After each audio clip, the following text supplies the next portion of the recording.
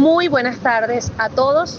La filial Guárico de la Sociedad Venezolana de Puericultura y Pediatría les da la bienvenida a este foro chat y agradecimiento al laboratorio Megalabs por siempre apoyar la educación médica continua. Agradecimiento que se extiende al señor Edwin Moncada. El día de hoy la filial se engalana al recibir como ponente a la doctora Lisbeth Guerra Rico, nutriólogo pediatra. Su formación académica como médico fue en la UNED, en el Hospital Rafael Zamora Arévalo de Valle de la Pascua, Estado Guárico. El posgrado de pediatría y puericultura lo realizó en el Hospital Rafael Zamora Arévalo y se especializó en nutrición, crecimiento y desarrollo en el Hospital Dr. José Manuel de los Ríos en Caracas, con un diplomado en nutrición en el ejercicio físico de la ULA. Como experiencia laboral, fue residente del Servicio de Pediatría y Puericultura en el Rafael Zamora Arévalo, residencia del Servicio de Pediatría del Instituto Diagnóstico Caracas, actualmente adjunto en el Hospital José Manuel de los Ríos, Servicio de Nutrición, Crecimiento y Desarrollo, nutriólogo en la Fundación Ponte por Onte Caracas y Servicio de Estadística Fundación Ponte por Onte Caracas. Pues con su lema "El secreto está en el hábito", los dejo con la doctora Lisbeth y este tema maravilloso que es la nutrición o la alimentación en el paciente pediátrico. Hola, muy buenas tardes, espero todos estén bien. Soy la doctora Lisbeth Guerra, pediatra puericultor, especialista en nutrición, crecimiento y desarrollo, agradecida con Megalabs y con la Sociedad Venezolana de Pediatría y Puericultura filial Guárico por la invitación. El día de hoy estaremos conversando sobre la alimentación saludable en el paciente pediátrico, que a pesar de que quizás todos veamos este tema como algo sencillo, realmente es el pilar fundamental para un buen desarrollo en nuestros pacientes pediátricos. Vamos a abrir entonces diciendo que la infancia es una etapa dorada y fundamental, ya que no solamente ocurre el proceso de desarrollo, crecimiento, sino también ocurre una transformación acelerada donde vamos a crear las bases para toda la vida, ya que es un proceso dinámico y en este proceso la alimentación no se puede sustituir y no la podemos ver solamente como proveedora de energía, sino como pilar fundamental para la salud física, cognitiva y emocional. Debemos decir también o tomarlo de la siguiente manera: cada bocado nutritivo es una inversión en el bienestar presente, ¿ok?, y venidero de todos los niños para poder tener un adulto saludable. Entonces, sembrando salud, nutrición óptima para niños felices y fuertes tiene como base no solamente garantizar un buen crecimiento y desarrollo acorde o adecuado, sino prevenir enfermedades a corto o a largo plazo como la obesidad, la desnutrición, enfermedades crónicas, y establecer los hábitos alimentarios saludables para toda la vida. Todo aquello que formemos dentro de los primeros 5 años de vida es garantía para que seamos un adulto saludable a futuro. Entonces aquí nos planteamos qué es una alimentación saludable para los niños. Ojo, esto no es nada más para los niños. La realidad es que como adultos también debemos interiorizar que la alimentación saludable debe englobar a todos en casa, ¿ok? Esta debe ser variada, equilibrada y suficiente. Cuando digo suficiente, es para la persona que lo va a consumir, adaptada a la edad, peso, altura o talla, nivel de actividad física y estado de salud. No debe ser restrictiva, ¿ok?, sino más bien inclusiva para que pueda tener todos los nutrientes necesarios. ¿Y de dónde voy a abarcar esta alimentación saludable? Tiene que cubrir desde la lactancia materna exclusiva y prolongada, luego pasamos a la alimentación complementaria, que debe ser oportuna, adecuada y segura, llevando los tiempos de nuestro paciente bajo vigilancia de un profesional. Tiene que ser equilibrada y proporcional, no solamente en macronutrientes, micronutrientes, sino también adaptada al sexo, edad, actividad física y etapa de crecimiento, ¿ok? Tiene que tener una alta densidad de macronutrientes. ¿Por qué? Porque estamos en pleno proceso de crecimiento, de desarrollo, tomando en cuenta lo que dije anteriormente, ¿ok? Tiene que ser moderado en consumo de sal, y grasas no saludables, perdón. Tenemos que tener una hidratación adecuada, que también va de acorde no solamente a la actividad, sino incluso al ambiente en el cual nos desarrollamos, como por ejemplo poblaciones con mucho calor. ¿Ok? Y debemos tener un entorno positivo. Es importante porque eventualmente simplemente creemos que el comer implica solamente la comida. No, también es importante el entorno, comer con la familia, establecer horarios, ¿ok? Identificar las señales de hambre y respetar las señales de saciedad. Y sobre todo como padres o cuidadores, que eduquemos con el ejemplo. Además, fomentar la actividad física. Tener como estructura en nuestra alimentación saludable tanto carbohidratos, proteínas y grasas, teniendo en cuenta las funciones importantes que cumplen cada uno dentro del crecimiento y desarrollo, ¿ok? En el caso de los carbohidratos, no solo funciona como fuente principal de energía, sino también como almacenamiento de la misma, ayuda en el ahorro del uso proteico, previene la cetosis, es un componente estructural y ayuda en la saciedad y en la función intestinal. En el caso de las proteínas, no solamente ayuda en la construcción y reparación de tejidos, sino también en la producción de hormonas y enzimas, en el transporte de los nutrientes y el oxígeno, y también en el mantenimiento del equilibrio ácido-básico, ¿ok? Y en el caso de las grasas, esto es una fuente contenida de energía, ayuda o es importantísima en el desarrollo del sistema nervioso, ¿ok? Y de la mielinización cerebral, pero además también juega un papel importante en la absorción de vitaminas, liposolubles, A, D, E y K, ¿ok? Ayuda al aislamiento térmico y protección de órganos. Además que le proporciona a los alimentos sabor y textura. También debemos resaltar la importancia del consumo de los micronutrientes, ¿ok? Ya que son reguladores de procesos metabólicos y son vitales para la función y división celular, el desarrollo cognitivo y fortalece el sistema neurológico. En el caso del consumo del agua, sin exagerar, en el paciente pediátrico es de vital importancia. ¿Por qué?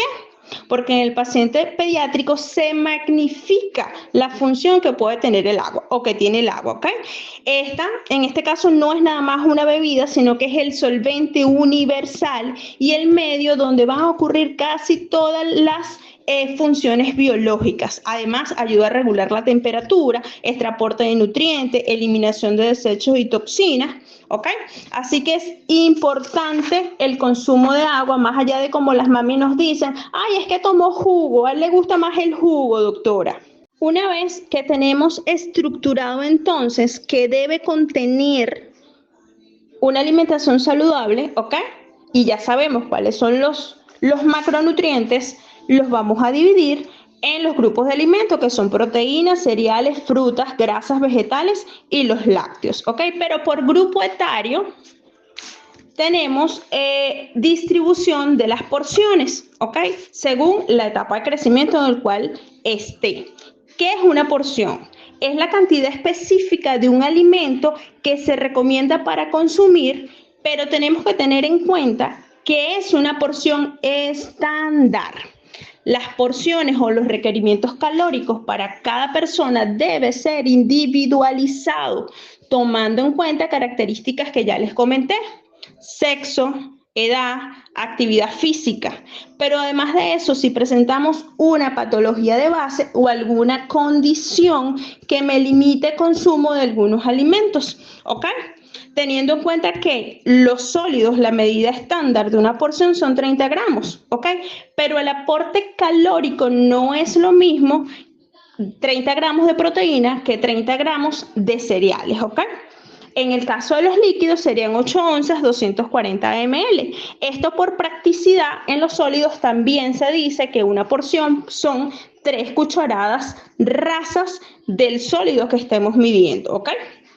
Pero, repito, esto es un estándar de porciones para 24 horas. Debemos individualizar a cada uno de los pacientes.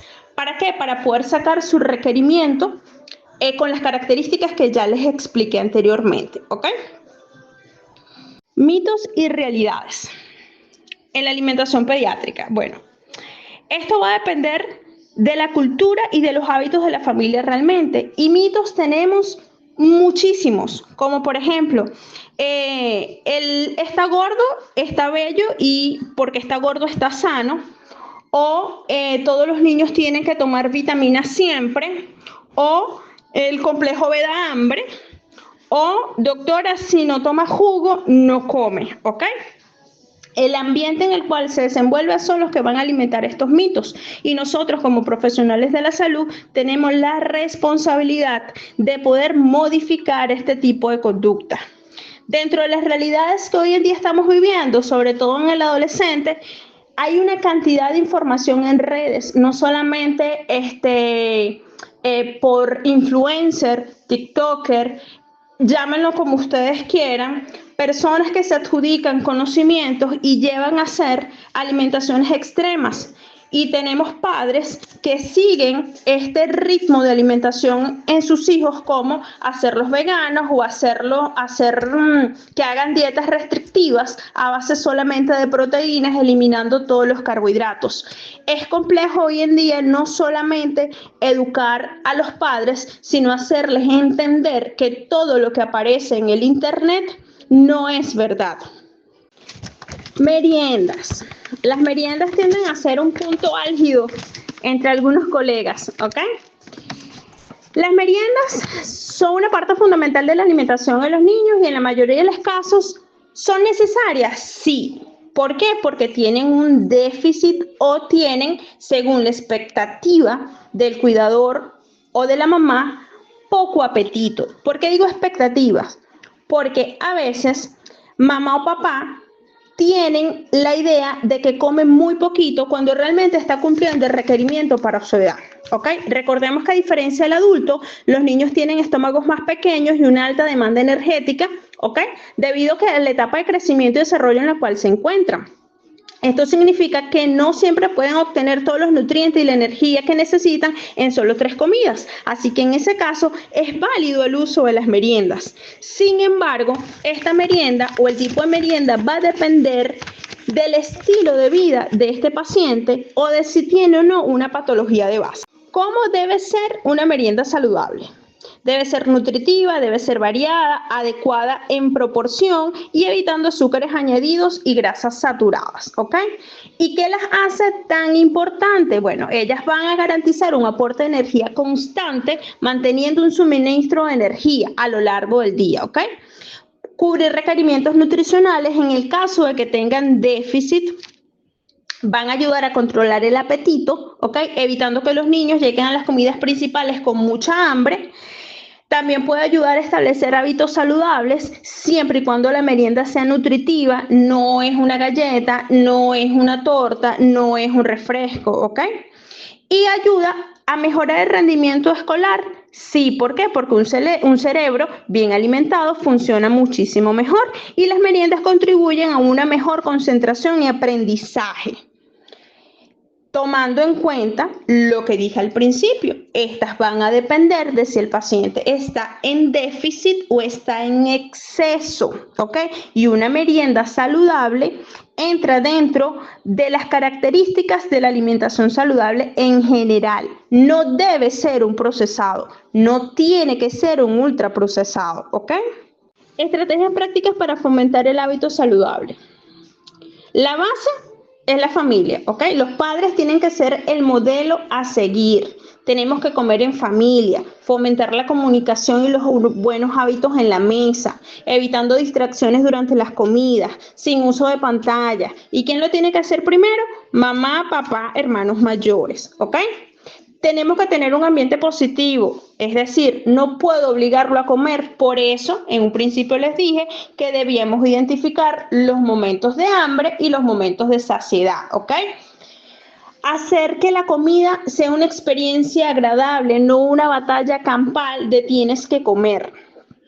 Además, hay que trabajar y superar desafíos comunes como los niños que son selectivos, teniendo paciencia, exponiéndolos repetidamente al mismo alimento, no simplemente decir no le gusta cuando se lo di una sola vez en una sola presentación, ¿ok? Aceptar que me van a rechazar los vegetales y las frutas, así que tengo que abrir un poco más la creatividad, utilizar opciones prácticas pero que sean nutritivas, ¿ok? La actividad física es un complemento indispensable en una buena alimentación, ¿ok? Y si papá y mamá hacen algún tipo de actividad física, evidentemente yo voy a sentir también la curiosidad y lo voy a intentar. Y deberíamos incluir dentro de nuestra práctica profesional, explicarles a los padres el etiquetado nutricional, enseñarles a interpretar las etiquetas, ¿ok?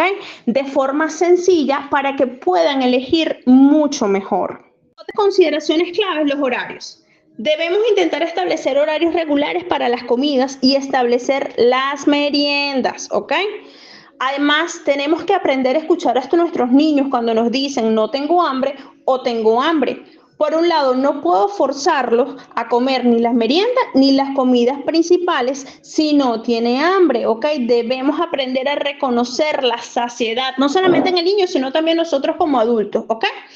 Y debemos también ajustar nuestra alimentación al contexto del niño o del paciente. Repito, no me voy a cansar, va a depender de la edad, del sexo, de la actividad, de la etapa del crecimiento en el cual se encuentre y si tiene o no una patología de base. Esta tabla que les coloco acá es para que tengan la idea de la estandarización de las porciones. ¿Y para qué es esto? Para dejar claro que cuando hablamos de porciones respecto a la mano, no es la mano del adulto, es la mano del paciente pediátrico. Muchas veces justamente esta proporción estas porciones cuando se ven en el plato son los que llenan a mamá y a papá de angustia por la expectativa de que es muy poco, ¿ok? ¿Qué debemos hacer en nuestras consultas? Educar respecto a las porciones, ¿ok? Hoy en día tenemos una alta prevalencia de sobrepeso y obesidad en adolescentes y es justamente porque pandemia y falta de actividad física nos ha llevado a aumentar las porciones de carbohidratos en el plato, llevando entonces la expectativa de que si yo como esta cantidad es lo que debería comer también mi hijo, sobre todo en el caso de los adolescentes. Como conclusión, la alimentación consciente y basada en evidencia nos enseña que no solo vamos a nutrir nuestro cuerpo, sino que estamos fomentando y haciendo crecer mentes brillantes y fortaleciendo sistemas inmunes, garantizando el futuro no solamente de nuestros niños, sino de todo nuestro país, ¿ok? Maximizando o ayudándolos a maximizar el potencial de salud y bienestar a largo plazo. ¿Cómo hacemos eso? Con una alimentación saludable. Veámoslo como una inversión para el futuro y haciendo pequeños cambios que van a hacer la diferencia no solamente en el paciente pediátrico, sino también en el adulto. Debemos siempre tener presente que es una responsabilidad colectiva y por eso no podemos dejar de educar respecto a la alimentación. Esto va a ser un tema que nunca vamos a dejar de lado porque todos los días aprendemos algo nuevo y todos los días aparece un mito nuevo. Muchísimas gracias de verdad por la invitación. Si tienen alguna duda o alguna pregunta, estoy atenta.